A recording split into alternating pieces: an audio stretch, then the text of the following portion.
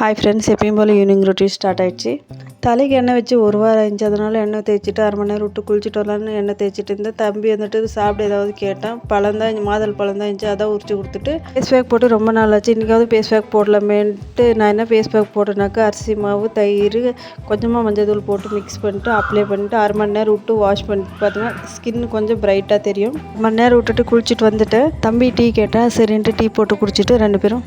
குழந்தைங்களுக்கு டீ குடிக்கிற பழக்கம் பழகாதீங்க. ஏன்னா இங்கே வந்துட்டு எங்கள் மாமியார் தான் பழகி விட்டுருச்சு. அதனால் அவன் எப்போவுமே காலையில் அவ்வளோதான், சாயங்காலம் டீ மட்டும் கேட்டுருவான். எப்போவுமே பால் கொடுத்தா குடிக்கவே மாட்டான்.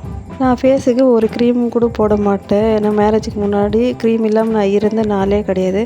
எப்போ மேரேஜ் ஆச்சு அப்போதுலேருந்து நான் க்ரீம் எல்லாம் போடவே மாட்டேன். என்றைக்குமே சரி, எங்கே போனாலுமே க்ரீம் யூஸ் பண்ணவே மாட்டேன். இப்போல்லாம் டோட்டலாக நான் ஃபுல்லாகவே மாறிட்டேன் மேரேஜுக்கு அப்புறம். அது என்னான்னு தெரியல, எதனால் மாறினேன்னு எனக்கு புரியல இது வரையும். ஓகே, பாய். அடுத்த வீடியோவில் பார்க்கலாம்.